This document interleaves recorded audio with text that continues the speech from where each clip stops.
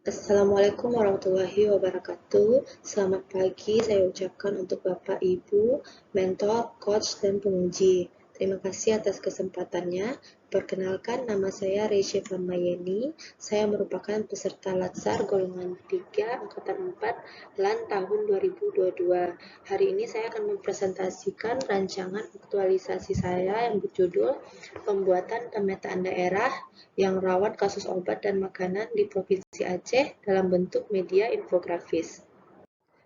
Rancangan aktualisasi ini dimentori oleh Ibu Naila Esprop APT dan Coach Dr. Insinyur Bambang Subagio MSI.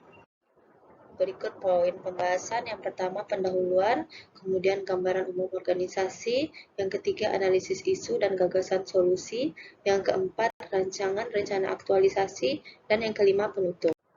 Yang pertama pendahuluan. Latar belakang dibuatnya rancangan aktualisasi ini yang pertama, Undang-Undang Nomor 5 Tahun 2014 tentang ASN, yang kedua ASN memiliki nilai-nilai berakhlak, yang ketiga penanaman nilai-nilai dasar berakhlak bagi seorang CPNS. Tujuannya yang pertama memberikan gagasan terhadap isu yang ada di lingkungan Balai Besar POM di Banda Aceh, yang kedua mengimplementasikan nilai berakhlak manajemen ASN menuju Smart ASN. Ruang lingkupnya fokus dalam penyelesaian isu yang ada di substansi kelompok pemeriksaan yang dikaitkan dengan nilai dasar ASN berakhlak dan manajemen ASN menuju Smart ASN. Berikut profil instansi Balai Besar POM di Banda Aceh. Visi dan misi BPOM. Visi BPOM, obat dan makanan aman, bermutu, dan berdaya saing untuk mewujudkan Indonesia maju yang berdaulat, mandiri, dan berkepribadian berlandaskan gotong royong. Nah, untuk misi BPOM itu ada 4, di mana rancangan aktualisasi saya ini sesuai dengan misi BPOM nomor 3, yaitu meningkatkan efektivitas penguasaan obat dan makanan.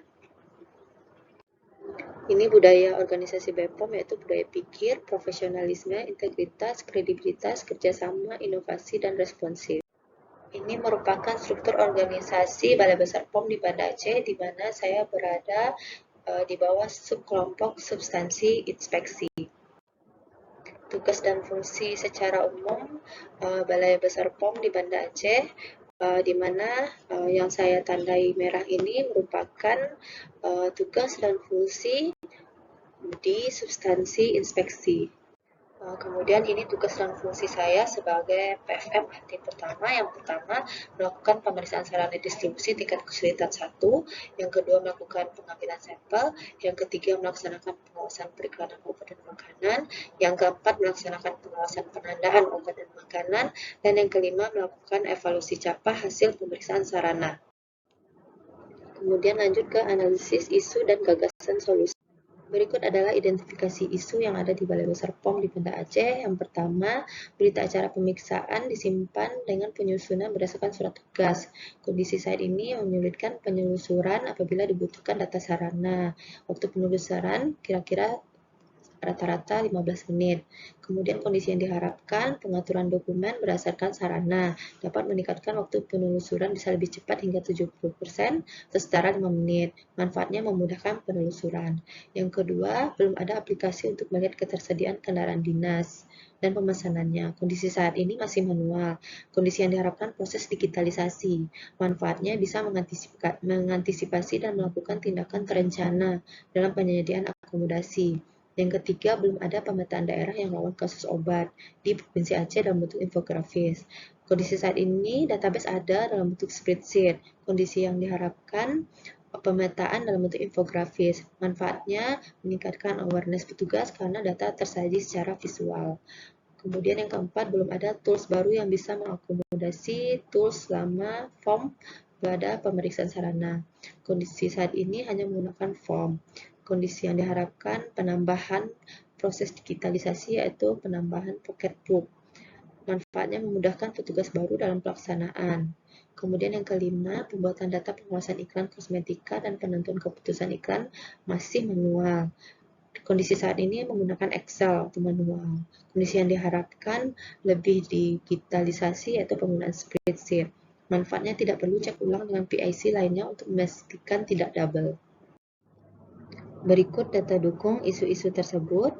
Ini isu nomor 1, 2, 3, 4, dan 5. Selanjutnya, penetapan isu dengan metode APKL. Nah, didapatkan 3 isu utama.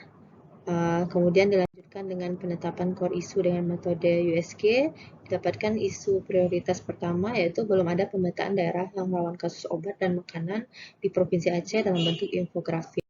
Kemudian dilakukan analisis isu dengan Fishbone, di mana dari analisis isu dan Fishbone ini didapatkan rumusan masalah, yaitu belum ada pemetaan daerah rawan kasus obat dan makanan di Balai Besar POM di Banda Aceh. Kemudian bagaimana cara agar database yang ada termanfaatkan dengan optimal. Nah, ini gagasan penyelesaian masalahnya, pemanfaatan database yang sudah ada dengan pembuatan pemetaan daerah yang rawan kasus obat dan makanan di Provinsi Aceh dalam bentuk media infografis.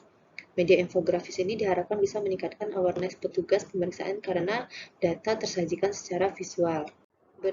Berikut dampak jika isu diselesaikan secara internal, akan meningkatkan awareness petugas karena data tersaji secara visual, kemudian eksternal secara tidak langsung bisa memberikan manfaat bagi masyarakat. Yang kemudian jika isu tidak diselesaikan internalnya, database yang ada tidak termanfaatkan secara optimal. Kemudian strategi penurunan angka kasus baik daerah rawan ataupun tidak akan sama, sehingga akan kurang efektif dan efisien. Sementara eksternalnya secara tidak langsung tidak bisa memberikan manfaat bagi masyarakat agar terhindar dari konsumsi obat dan makanan yang tidak aman. Selanjutnya masuk ke rancangan aktualisasi. Tahapan rencana kegiatan terdiri dari 6 kegiatan. Yang pertama melapor dan berkoordinasi dengan atasan, selanjutnya persiapan, yang ketiga pengumpulan data, kemudian pembuatan pemetaan daerah rawan, yang kelima melakukan sosialisasi, dan yang keenam share data kepada substansi. Berikutnya matriks rancangan aktualisasi. Yang pertama melapor dan berkoordinasi dengan atasan, mempunyai 2 uraian kegiatan, yaitu menjadwalkan dan melakukan diskusi dengan atasan. Yang kedua, meminta saran dan arahan staf senior substansi inspeksi, memberikan manfaat diskusi, meningkatkan wawasan pengetahuan, keterkaitan dengan nilai berakhlak, yaitu akuntabel, kompeten, harmonis, loyal, adaptif, dan kolaboratif. Ini kegiatan ini sesuai dengan visi BPOM nomor 3. Kemudian kegiatan ini juga penguatan nilai organisasi, profesional, integritas, kredibilitas, kerjasama tim, dan inovatif. Kegiatan kedua yaitu persiapan, di mana uraian kegiatannya yang pertama studi literatur, memberikan manfaat peningkatan digital skill, keterkaitan dengan nilai berakhlak yaitu kompeten, kemudian berkontribusi pada misi BPOM nomor 3, kemudian penguatan nilai organisasi profesional.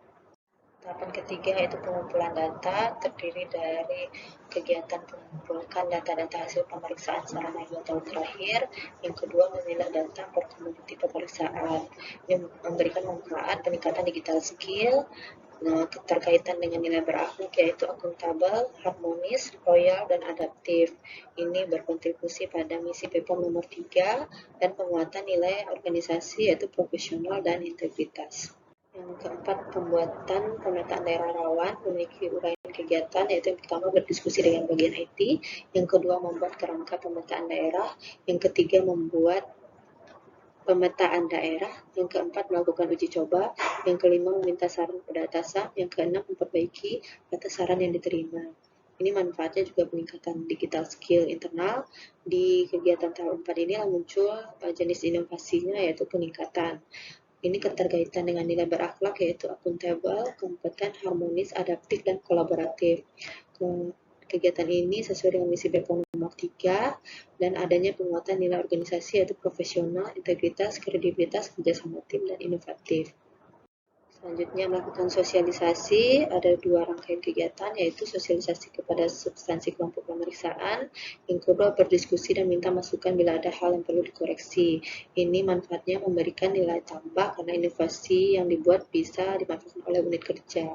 Ini ada keterkaitan dengan nilai berakhlak yaitu berorientasi pelayanan, akuntabel, kompeten, harmonis, dan kolaboratif sesuai dengan misi nomor 3 dan penguatan nilai organisasi yaitu profesional, integritas, kerjasama tim, responsif atau cepat menjawab.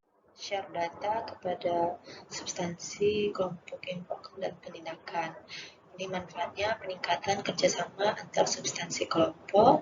Ini ada keterkaitan nilai berakhlak yaitu akuntabel, harmonis, loyal, dan kolaboratif. Ini juga sesuai dengan misi BEPUK nomor 3 dan ada peningkatan nilai organisasi, integritas, inovatif, dan responsif. Berikut breakdown jadwal perencanaan aktualisasi. Di bulan Agustus ada 4 tahapan utama rencana aktualisasi. Kemudian di bulan September adalah sisanya. Ini merupakan antisipasi kendala di mana ada potensi kendala internal kemampuan perangkat laptop kurang memadai, eksternalnya jaringan WiFi, internet error. Mitigasi kendalanya secara internal bisa menggunakan perangkat laptop yang tersedia di unit kerja atau menambah spesifikasi perangkat keras pada laptop yang ada. Eksternalnya menggunakan paket data. Berikut penutup. Berikut kesimpulannya, rancangan aktualisasi ini akan dilakukan selama 1 bulan. Yang kedua, rancangan aktualisasi terdiri atas 6 kegiatan utama untuk menghasilkan pemetaan daerah rawan kasus obat dan makanan dalam bentuk media infografis. Yang ketiga, media infografis diharapkan secara langsung bisa meningkatkan awareness petugas, sehingga bisa menerapkan strategi baru untuk menurunkan angka kasus, dan secara tidak langsung bisa memberikan manfaat bagi masyarakat agar bisa terhindar dari konsumsi obat dan makanan yang tidak aman. Sarannya, dalam melaksanakan rancangan aktualisasi, penulis akan menerapkan nilai ASN berakhlak agar tugas aktualisasi dapat berjalan sesuai rencana. Yang kedua, akan senantiasa melakukan koordinasi, konsultasi, dan bekerjasama dengan anggota tim di unit kerja khususnya untuk menghindari kebuntuan. Yang ketiga, akan memanfaatkan sumber daya organisasi yang tersedia dengan efektif dan efisien. Terima kasih, sekian presentasi dari saya. Selanjutnya akan saya serahkan kepada moderator.